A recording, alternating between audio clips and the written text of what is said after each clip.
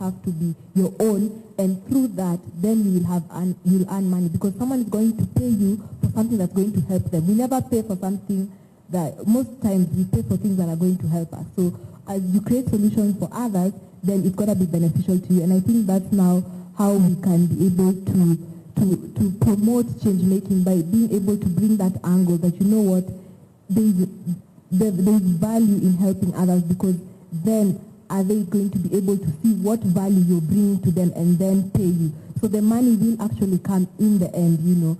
And I think my parting shot would be that from an early age we have to be able to help students identify the solutions through that creative power, you know, that they now need to start thinking of problems today. You know, we need to stop saying that things like sexual reproductive health or mental health or policy making and all that, oh, if these are adults.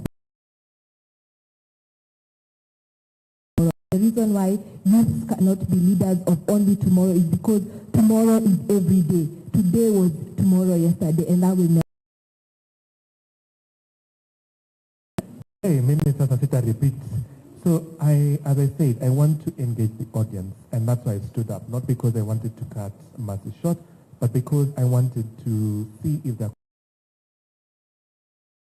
questions. I'll give 4 questions because I have 4 panelists. Try as much as possible to address it to a specific person so that the other person gets an opportunity to speak. Is there a question for my guest? Yes.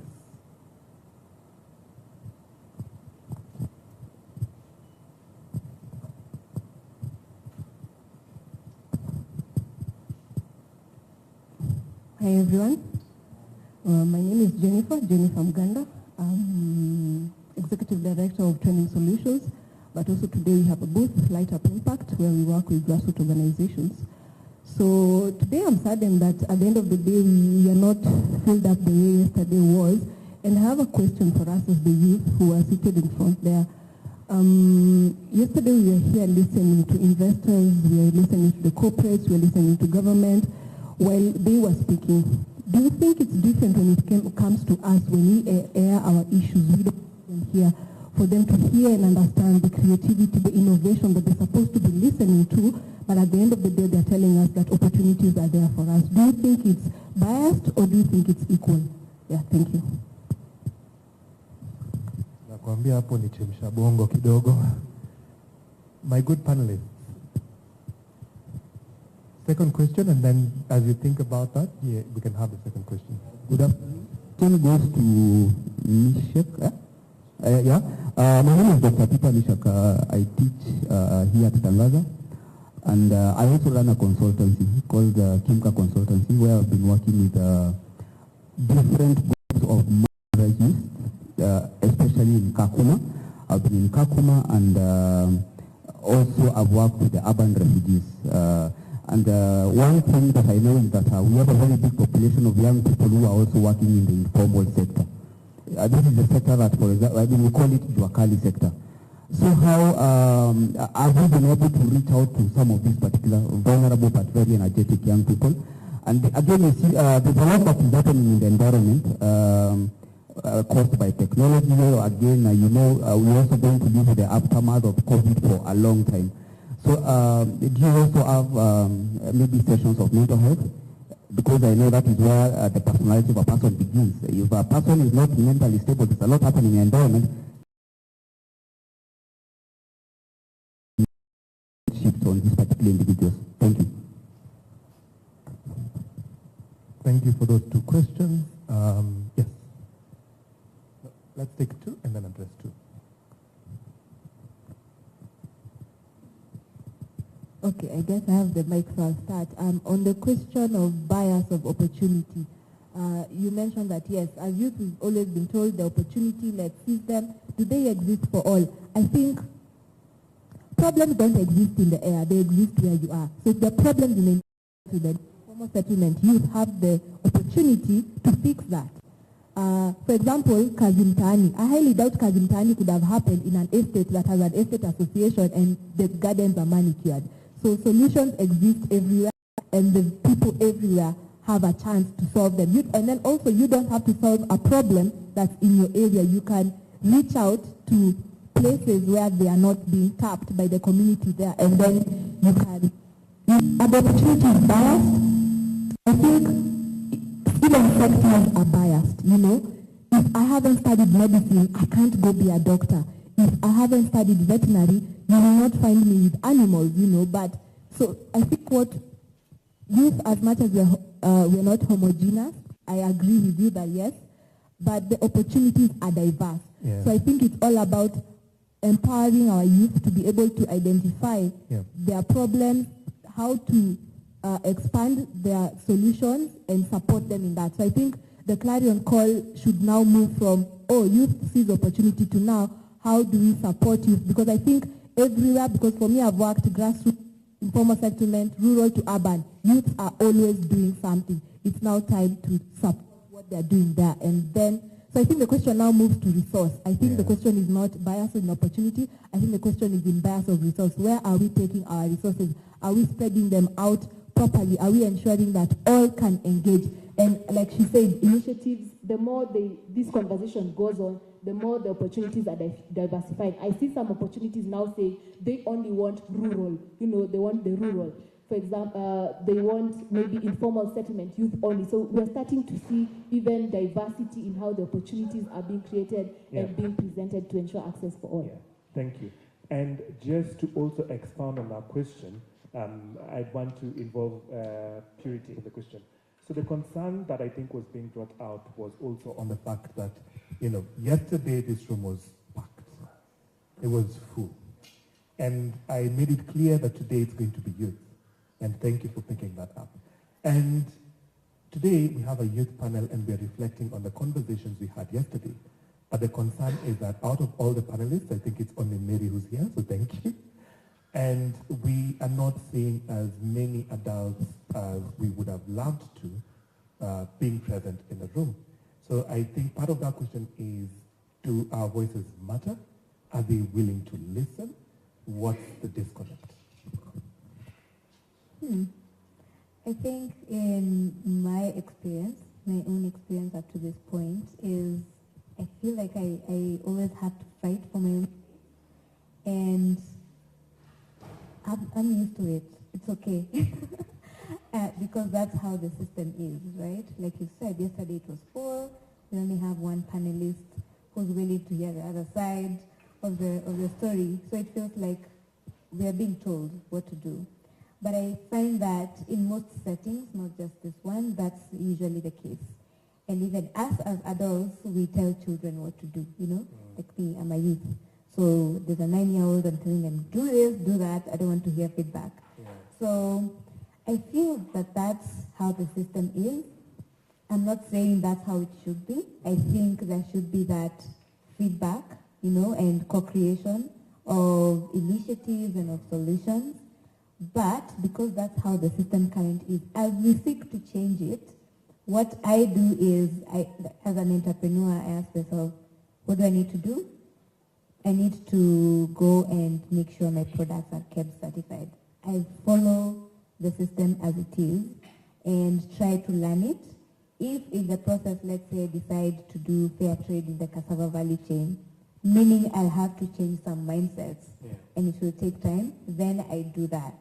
But I think having recognized that we may not be listened to as much, it's understand the system, work with it as you seek to change it, otherwise you might be frustrated. Yeah.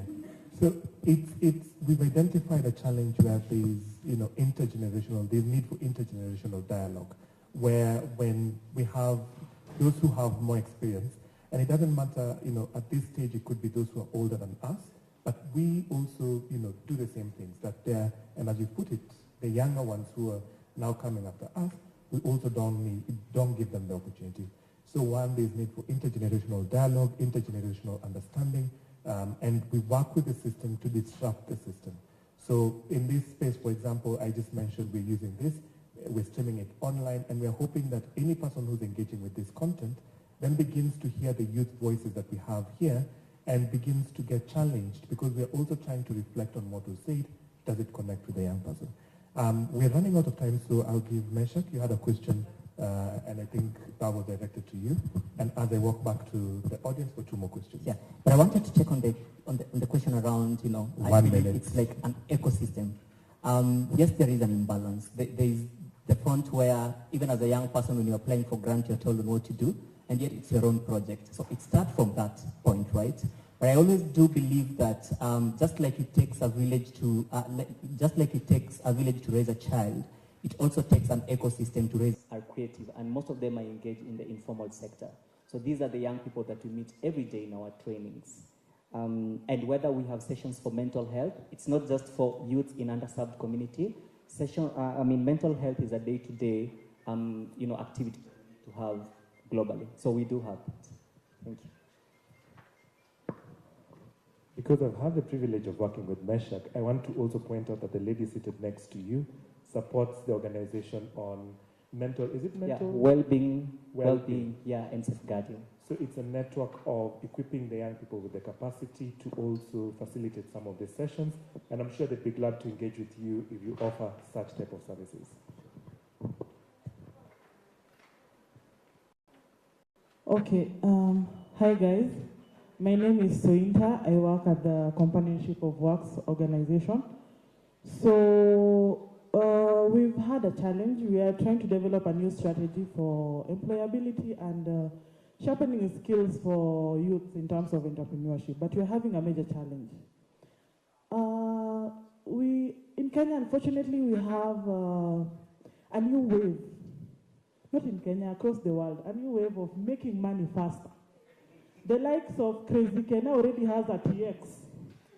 Aziad goes to Italy, kama ni hapa Githurai. So, you find that these opportunities are there, but huyu youth anaingia kwa ofisi, anaambiwa we are paying you 20,000. This youth literally turns it down. Joanana ni kama, whatever I'm being offered is not what I should take. Because youths are currently comparing themselves to others who have made it. Another thing that we're really suffering from ni sponsors. A lady is living a posh life. Asubuhi hadi jioni, ako kwa nyumba. This lady lives in an apartment, has a car, has land everywhere, and treats her friends every weekend. So how do you convince a youth mwenye anaona ai sini yeye na ni mimi? What do I do in an 8 to 5 job? Why do I need to open an entrepreneurship venture and the likes? So tunafanyaje hii maneno?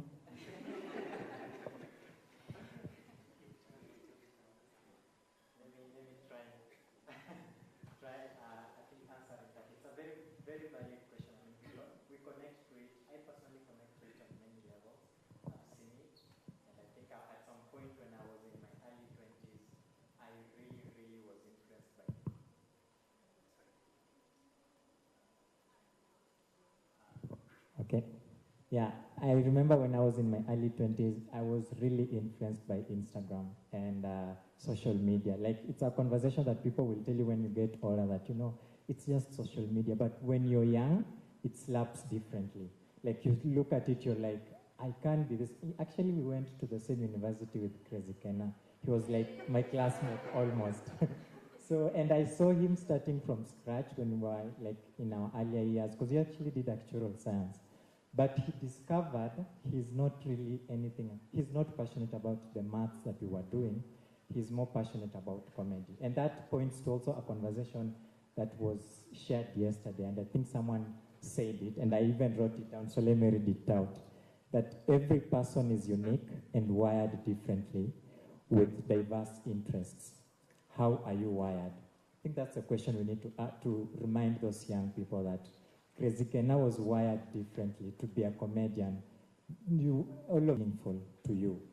And so it's not about what the society perceives success to be. It's about for you when you think of your success, how do you envision your successful self? And so if it's about you having that doctorate, it's you having that master's, it's you being that different person, footballer, that's what success means to you. And that's how you're wired. So remind yourself that, and please avoid the pressure. It doesn't take you anywhere. I know we are short of time, Brian, but I wanted to add that you can also expose them to that peer-to-peer learning, and just people who, like Eliud, who is building his business, just get them to share their perspectives on what it really takes.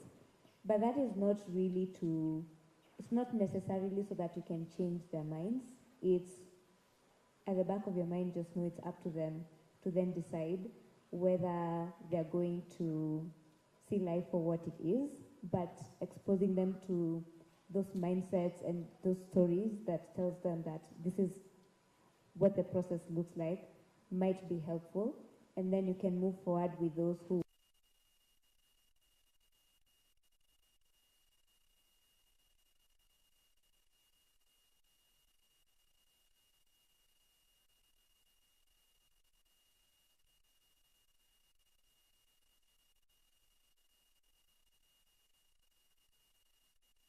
I love the conversations that we're having. Remember, even as we're having this conversation, the objective is to understand how do we transform the growing up experiences of young people.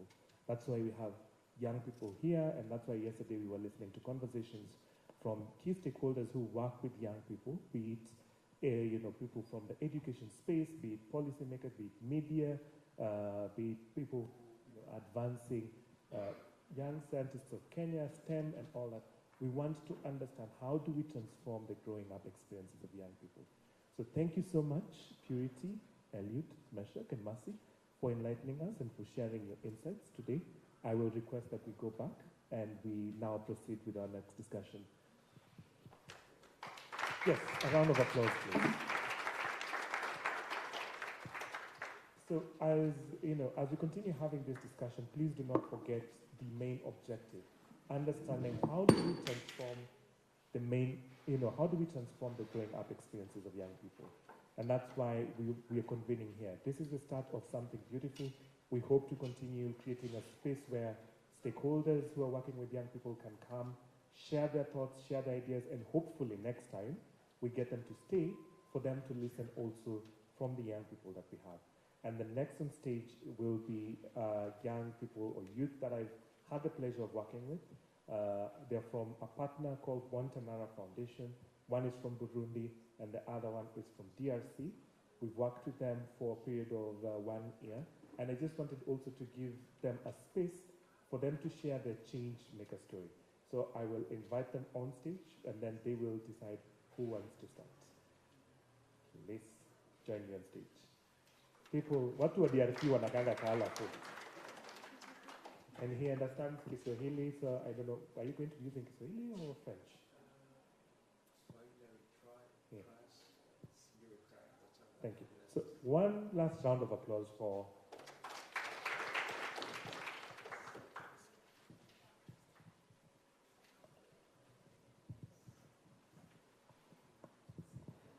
good afternoon, everybody.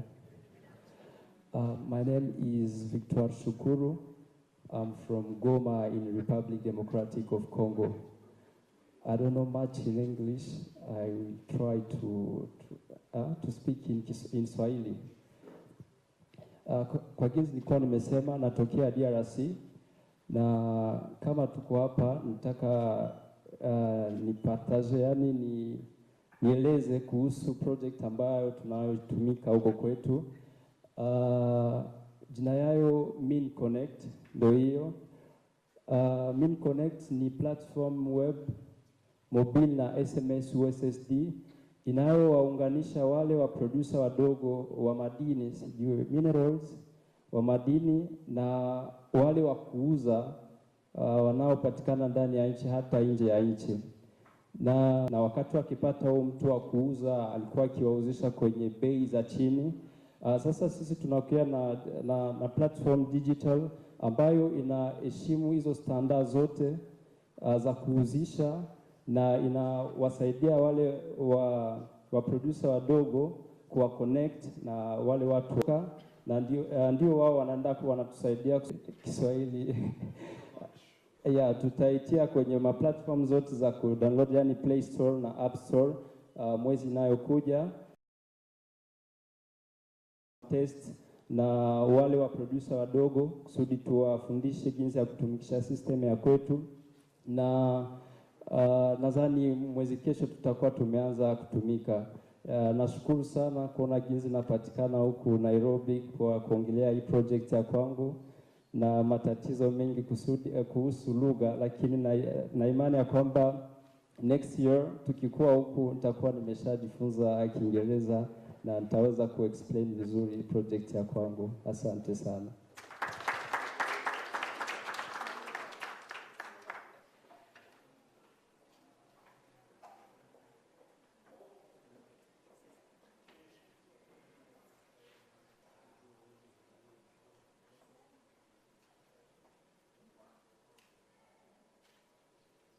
So I know some of us, although Kiswahili is our second language, I can see a lot of people nodding. Imagine someone from DRC speaking better Kiswahili than us. Ah, my good people, you should be, hey, Kiswahili, what happened to Kiswahili? Shembeteng. Everyone was just lobotoving everyone. But, so what he was trying to explain, and I hope I can, because we've worked with the young change makers from within East Africa. So the One Tanara Foundation selected young people across East Africa who are addressing problems within their environment. And he stood out as one of the change makers because he's working with a community of miners, if I'm not mistaken. And they're trying to find better ways to connect them to give them access to market. Because in this space where you have middlemen, you always find that the value of your work gets lost, right? Because you start from the mining area, mining sector, mining space. I'm trying to get the right one. And then you have to get market for your, whatever you've been able to get. So he's come up with an innovative way to bridge that gap and eliminate the middleman. And I really wanted him to come and explain to us what he's been doing. And he has this presentation.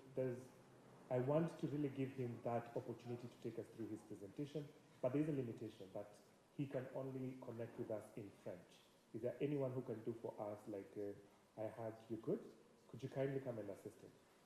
I want you to do your presentation in French. Yes. Because I want to give him justice, because he came all the way from DRC to be able to share with us. And I feel like those 5 minutes were not enough for him to be able to express himself, right? So another round of applause as we now begin our presentation.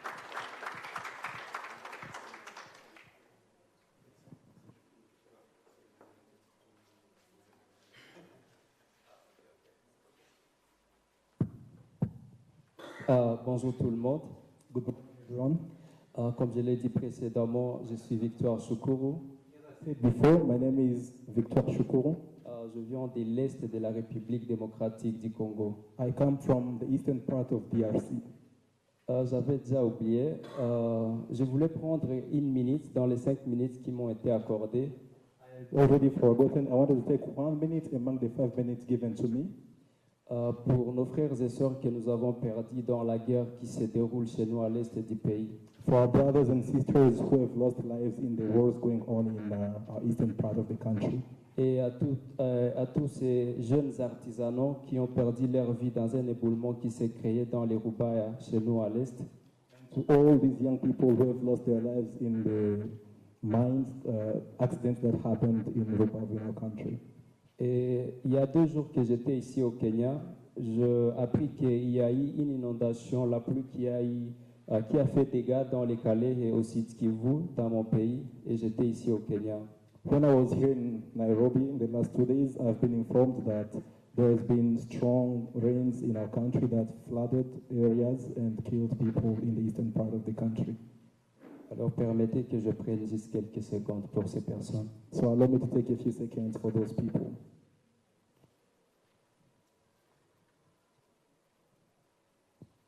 Ok. Comme je l'ai dit encore, je viens d'un territoire où l'exploitation artisanale de minerais est une activité principale pour la survie et pour assurer, répondre à des différents besoins de la famille. And as I said, I come from a territory or region where mining is the main activity that people do to live, to get a living. Et voilà, j'ai assisté à plusieurs problèmes auxquels s'est heurté nos parents, entre autres le manque de marché après avoir trouvé le minerai dans les carrières minières. And I've witnessed a lot of problems, including the problem that our parents have been having, which is lacking a market to sell minerals. Et aussi, lorsqu'ils trouvaient les potentiels acheteurs, ils les vendaient à des prix très moins chers parce qu'ils n'avaient pas d'autres options à prendre que les clients qui a été disponibles. And whenever they found potential buyers, they used to sell their mines or minerals at a very lower price because that was the only option available. Et voilà, c'est là que j'ai eu au moins la chance d'aller faire mes études universitaires. Et c'est là que j'ai fini en conception de programmation, computer science. And then I got a chance to do my tertiary education, my university education, where I did computer science. Et voilà, moi et mon équipe, nous avons pensé à une solution dénommée Mine Connect. And then I and my team thought about an innovation called Mine Connect, qui est une plateforme web mobile et SMS USSD qui connecte le petit producteur de minerais aux acheteurs potentiels, que ce soit nationaux ou internationaux. Mobile et SMS USSD. It is a mobile platform connected to the web and SMS USSD qui connecte le petit producteur de matières premières aux acheteurs potentiels, which connect young producers of minerals nationaux. And these buyers may come from the local or the national market or the international market. Et voilà, grâce à la même plateforme, nous pour faire l'exploitation artisanale de minerais.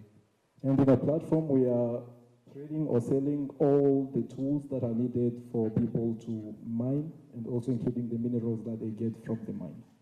Et voilà, depuis que nous avons commencé cette aventure, nous sommes accompagnés par l'organisation Ontanara Ashoka. And since we started our venture, we are accompanied by two organizations, Ashoka and Ontanara. Et voilà, ça c'est notre équipe.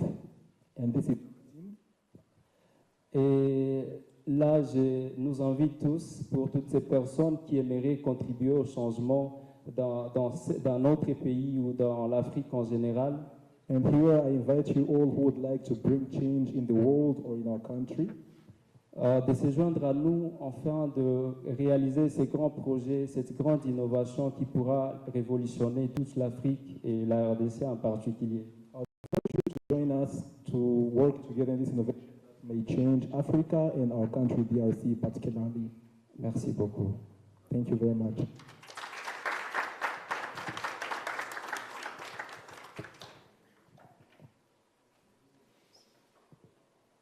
Okay, thank you. Thank you so much. I now hope that we've been able to get a sense of what Mini Connect does. I tried to do some justice to this amazing innovation. I just want to touch on why we have our two change makers, one from DRC and one from Burundi, joining us. It's important that we understand that, you know, anyone, anywhere can be a change maker, that we are not limited, right? And Ashoka partnered with Wantanara Foundation to identify and select change makers in Rwanda, Burundi, and DRC, walk with them through a journey so that they get to understand the value of empathy, the value of teamwork, the value of new leadership, and the value of change making. And these are 2 among 6 who are able to join us and to come and share with us the powerful story of their journey, where they started and where they are right now. So the next person comes from Burundi. It's Parfait, who's going to be joining us. And I don't want to speak on his behalf because I know he's able to. So Parfait, please join us. Yes, round of applause. Don't just start.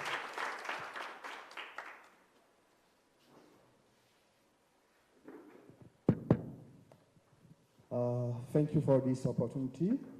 Also at Bujumbura in Burundi speak French, but I will try to speak in English because I know that the audience in Kenya speak a lot.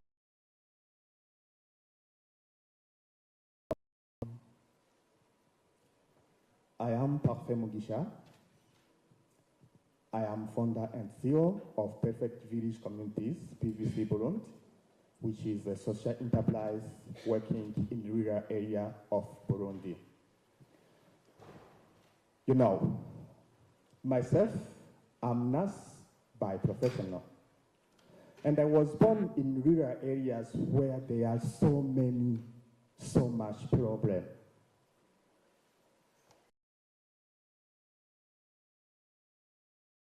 Diploma, and I come back to my community because I thought that the problem which was in my community was lack and non-access to the healthcare systems.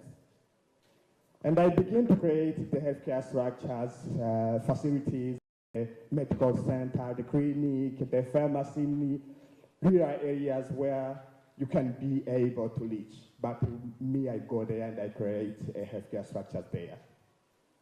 But the problem I made, it was that people can ask money, but they were looking for healthcare services for free because they do not have money. And the problem which was there, all the health facilities that I have already created was going to be fired because they do not have money. Why they do not have money? 95% of Burundian population living by agriculture and living stocks. But the problem which is that there, the land are degraded. A person can cultivating a whole year, but he can produce a food production to feed his family, only family, for 1 month. How they get money to pay for my businesses that I'm creating in my community? That is why I took the new solutions, which is about to restore the degraded land, to restore the health of the community, to restore the economies of the community. And the action that I have already taken, I'm planting trees. Within the community, we have what we call productive unities, which is a groupment of women and the young. We produce trees from the tree nursery, we trading, we produce organic manure. We are distributing different animals to the people, but in business model. And we are giving also the healthcare services for the farmers and the women who are working with us in these cooperatives. And also we are making available food in our community. That was such kind of impact that we have already done. We have created about 1,050 new jobs, and those kind of impact that we have already created within the community. That is why we are making money, but also we are creating the impact. And I can do everything for my community myself because I will not have the time. I will not have all the skills that are necessary. Go to next slide. That is why with Ashok Africa and Guantanamo Foundation, we have launched a new system to empower the youth and the women. What we need here, it is that in 5 years, I will have out of 100 new businesses stronger than mine, which is working within the community. And we are doing this by using the new technology of information. We are empowering the youth in business management, but also by connecting the young generation to the potential opportunities that are available on internet in this new technology of information. Because myself, I have trained myself from this new technology of information tools. That is why I'm here actually, and I have the small team that are working with us. We have the ecologist, we have the program manager, but also someone who are managing with the finance. Yeah. I think those are the partners that are already operating with us. Because the most important and the most motivation to implicate the youth and the women in the use of the new technology information. You know, there in Burundi, you can finish, can you imagine that? But we are looking for a lot of person who can work with us using these tools, the mobile application, the web application, the telephone, because we are also dealing with what we call open forest protocol to get access to the market to sell our carbon credit that we are sequestrating by planting trees. And this will help us, our social enterprise, to generate money, but also will help to each person, each farmers, each institution there in Burundi who will plant trees to generate money. Yeah, thank you for your attention, and if you will be interested to join our business, you are welcome. If you are a social investors, if you are business investors, who can work together to create a social impact. We can restore the health for the people, the health for the planet, and the economy of our society. Thank you for everything that you have done there in Nairobi. Bye. Thank you, Victor, and thank you, Pafi, for gracing us with your presence.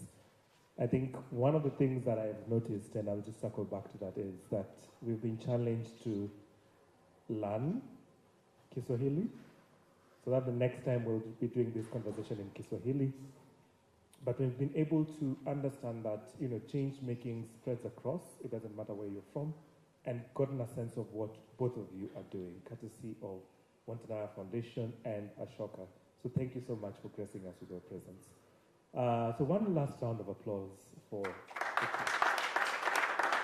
So we're coming to an end of this youth track, but before I close the session, there are a few things that I have to mention. The first one is, and I've kept on repeating this, our work at Ashoka is to transform the growing up experiences of young people. That is my responsibility. My colleague was somewhere here running in and out. Is he here? Emmanuel? So Emmanuel and another team member work in the youth program.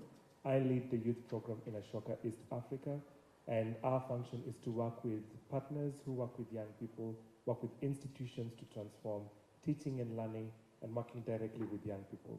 Yesterday we had the pleasure of listening to Dean Nicholas. We've had an opportunity to work with them in the Accelerating Entrepreneurship in Universities, AACOSE. I was trying to get that right. And what we're doing is we've created, or rather the partnership has created, a virtual accelerator where young people can get the necessary skills that are required for them to become change makers. Two, we're working with organizations such as IFAC, Education for All Children. We're working with organizations such as TRACE to create TRACE Academia. So with TRACE Academia, we've developed a change maker and change making course. If you have the time, please download TRACE Academia. Look for change making course by Ashoka. It'll help you understand what are the steps that we need to take to become change makers. It goes from ideation to social innovation to social impact. So it'll be a nice learning opportunity. The beauty about TRACE Academia is that it's audiovisual? Edutainment. They use this concept called edutainment. So TRACE is more into the music, it's more into the videos and all that. And so we leveraged on their skills, and that is creating that content. And Ashoka created the Change Maker course. So they've been able to turn this industry knowledge to a very visually appealing course that will take you some hours to complete. And you'll get to learn about that. With Mary Kiguru, I had the pleasure of working with her in transforming TESER. That is for social change. Transforming employability in Uganda, 2 in Tanzania. That was Mzumbe in Uganda, Dodoma University in Tanzania. Uganda was Uganda Matters and Gulu University, where we were able to design a toolkit called the Change Making an employability journey. So CJ change making an employability journey. Again, it helps young people to begin to develop portfolios. How many of you have heard of portfolios? Just 1, 2, 3, 4. Those hands like they're shooting up pole. So we were trying to move away from your traditional CVs where when you're going to look for employment, or when a young person transitions from higher learning institution going to the corporate world looking for employment, instead of just presenting a CV, you can have a portfolio that catalogs every time that young person attempted to address a problem, the approaches that young person used to address that problem, the partnerships that young person was able to form, so how they approach partnerships, how they approach relationships, how they go about relationship building, and that is catalogued in the student portfolio. It's able to mark at each point what that young person was doing and how they were going about it. And Mary Kiguru was one of the champions of this. I had the pleasure of working with her because, again, she comes from education, right? Academia, we call it academia.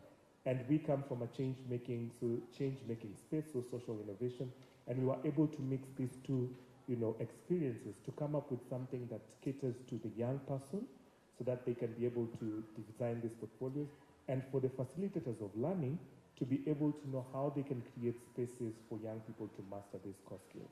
So all the panelists that were here, we've had touch points with them, trying to understand how do we transform the growing up experiences of young people. This is the first time that we're doing a youth track session at AACOSE. We want to build from the learnings that we're getting from this space. So having discussions with you, getting to understand your take on this space, how it was, and also get feedback, and that is feedback that I'm requesting, what can we do to improve the growing up experiences of young people? What do we need to, how do we connect with the stakeholders? How do we connect with young people? And that is why we were creating this space. There was one more session, and this one it's going to be, I guess, offline. So the whole idea was now for us to do roundtable discussions. The roundtable discussions, we take a topic, we begin to discuss it to get to know what is happening and how can we get these strategies to become applicable. However, I think we are running out of time, but I will direct you on that. But let me just appreciate you. I'm one person, but I'll ask you to applaud, to clap for yourselves, for staying, for all this time, engaging with our amazing panelists, engaging with the young change makers, getting to learn, and really sticking through. We'll do this again, so please be with me, or bear with me. Hi, tunatengeneza nini? You're calling me. Everyone is looking at you. Yes, so I've been told we're out of time, but remember the conversation continues. If you want to have a discussion on this, and all the panelists that were here, trust me, all of them, don't talk to me, but I'll connect you with them. I'll connect you with each of them. There's one thing that was said yesterday, that many people work in silos. I don't believe in that. We try to open our networks to all the young people. That's why we had YE represented, we had YSK represented, so that young people can get to find out how they can plug into all these networks. So ladies and gents, that is our time, that is our session. Thank you so much for being here. Thank you so much for sticking it out. And now we call the session to a close.